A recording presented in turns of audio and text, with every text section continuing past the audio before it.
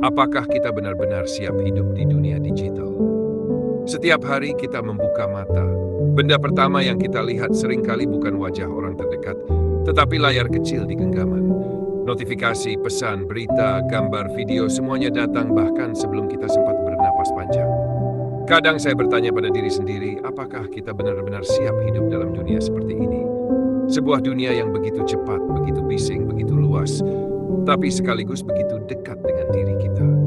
Peradaban digital bukan sekadar hadir, ia telah membungkus hidup kita.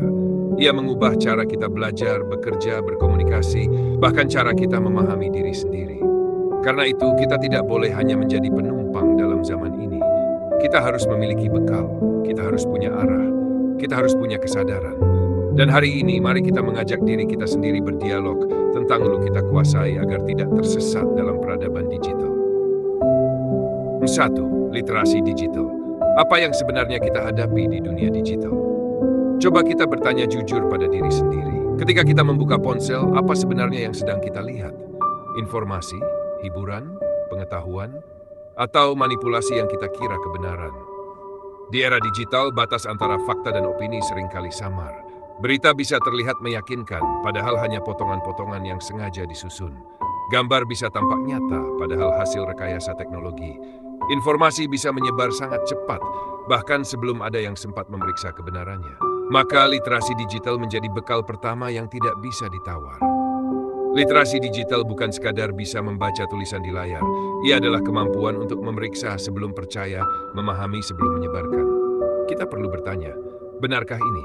Siapa yang membuat? Apa tujuannya? Apakah ini bermanfaat? Tanpa literasi digital, kita bisa terseret arus informasi yang salah, menjadi korban sekaligus pelaku penyebar kekeliruan. Di peradaban digital, kemampuan berpikir kritis adalah cahaya yang menerangi langkah. Skill digital. Cukupkah hanya bisa memakai teknologi? Banyak dari kita merasa sudah mahir hanya karena bisa memakai smartphone atau media sosial. Tapi mari kita renungkan, apakah itu cukup untuk hidup di era digital yang begitu cepat berubah? Dunia sekarang menuntut lebih, mengedit video sederhana, membuat desain visual, menulis konten menarik, mengelola data, memahami dashboard, bahkan mengenal dasar-dasar AI. Skill digital bukan soal menjadi ahli. Skill digital adalah kemauan untuk belajar. Tidak perlu langsung mahir, yang penting mau mencoba. Kita harus bertanya pada diri sendiri kemampuan apa yang harus aku upgrade, ilmu apa yang harus aku pelajari agar tetap relevan. Di peradaban digital, keterampilan bukan sekadar nilai tambah, tetapi syarat untuk bertahan. 3. Etika digital. Apa gunanya cerdas jika tidak beretika? Ada pertanyaan yang sering menggugah hati saya. Apa gunanya kita pintar teknologi jika kita melukai orang lain lewat kata-kata? Di ruang digital, kita bisa membalas komentar tanpa melihat wajah. Kita bisa menulis kritik tanpa mempertimbangkan perasaan. Kita bisa menyebarkan sesuatu tanpa memikirkan dampak panjangnya. Disinilah pentingnya etika digital. Ia menjadi pagar moral yang menjaga agar kecerdasan tidak berubah menjadi kekacauan. Etika digital mengajarkan bahwa setiap unggahan adalah jejak, setiap komentar adalah cermin diri, setiap kata memiliki konsekuensi. Etika digital berarti menghormati privasi, menghargai perbedaan, menjaga tutur kata, dan sadar bahwa kita berinteraksi dengan manusia, bukan sekadar akun. Kita perlu bertanya, apakah yang aku tulis ini menyakiti? Perlukah aku mengomentari ini? Bagaimana jika aku diperlakukan seperti ini? Di dunia digital, etika adalah penjaga yang membuat kita tetap manusia. Mental and karakter digital. Seberapa kuat mental kita menghadapi dunia tanpa batas? Jika di dunia nyata ada pintu yang bisa ditutup, di dunia digital pintu itu selalu terbuka. Informasi tidak pernah berhenti, komentar tidak selalu ramah, perbandingan tidak pernah selesai. Pertanyaannya, seberapa kuat mental kita?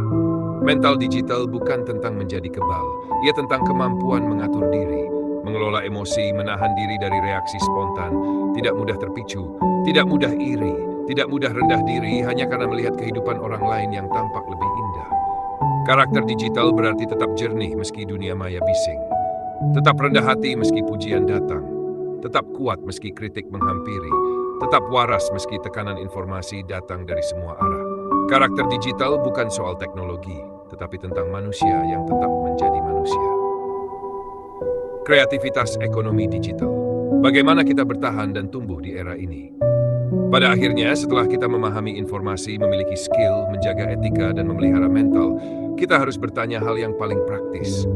Bagaimana kita bertahan dan tumbuh di era digital ini? Disinilah kreativitas ekonomi digital menjadi penting. Kita tidak hanya dituntut menjadi pengguna, tetapi pencipta. Mungkin lewat konten, jasa digital, karya, desain, edukasi, UMKM online, atau apapun yang bisa kita tawarkan pada dunia. Setiap orang punya ruang, setiap orang punya cap, orang punya peluang. Kita hanya perlu bertanya, apa yang bisa aku ciptakan? Nilai apa yang bisa aku berikan? Bagaimana aku bisa berkontribusi? Di lautan besar ekonomi digital, kreativitas adalah kapal yang membawa kita melampaui batas kemampuan kita sendiri. Penutup, apa bekal kita untuk tidak tersesat? Peradaban digital bukan sekadar kemajuan teknologi, tetapi perjalanan panjang menuju masa depan. Dan kita adalah bagian dari perjalanan itu. Kita tidak bisa menghindar, kita hanya bisa menyiapkan diri.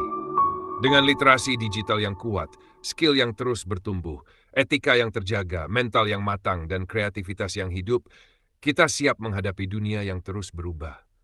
Karena pada akhirnya, pertanyaan terpenting bukanlah apakah dunia digital akan terus berubah? Tentu akan. Pertanyaan yang lebih penting adalah apakah kita siap tumbuh bersama perubahan itu? Dan jawabannya ada pada setiap langkah kecil yang kita ambil mulai hari ini.